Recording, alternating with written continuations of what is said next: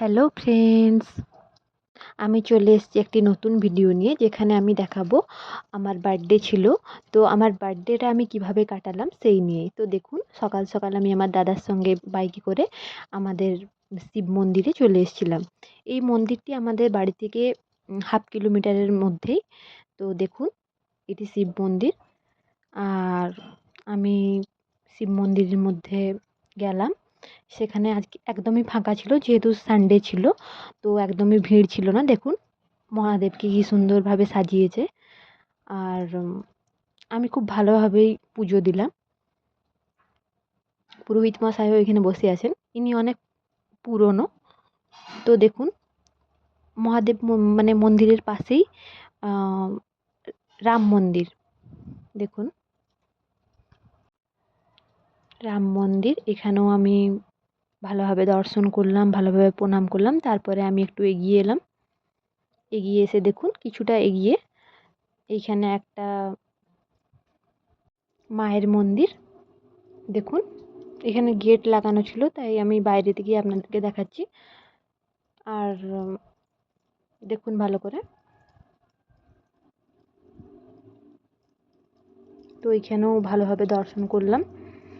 তো তারপর আমার পুজো শেষের পর আমি বেরিয়ে এলাম। দেখুন, আমার দাদা বাইরে ওয়েট করছে, আর আমার এই ফটোটি ক্লিক করে দিয়েছে। তো টাটা, চলুন আমরা এবার বাড়ি যাব। বাড়ি এসে দেখি আমার জন্য কেকের আয়োজন হয়েছে, আর আমি খুব ভালোভাবে কেক কাটলাম। সাথে আমার বাবা ছিল, আমার বাবা দেখুন, আর আমার মামাও সেও ছিলেন, আর আমার মাও এখানে আছেন, আর আমার দাদা ভিডিওটি বানাচ্ছিল। তো দেখুন, আমি ভালোভাবেই কেক কাটলাম।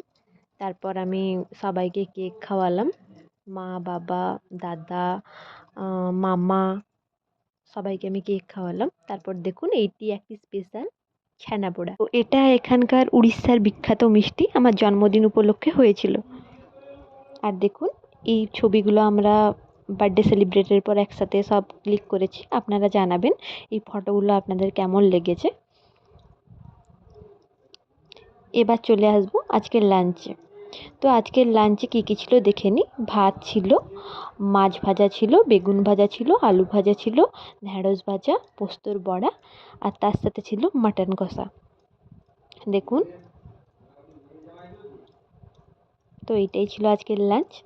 আর মা সাথে পায়েসও বানিয়েছিল, দেখুন পায়েস।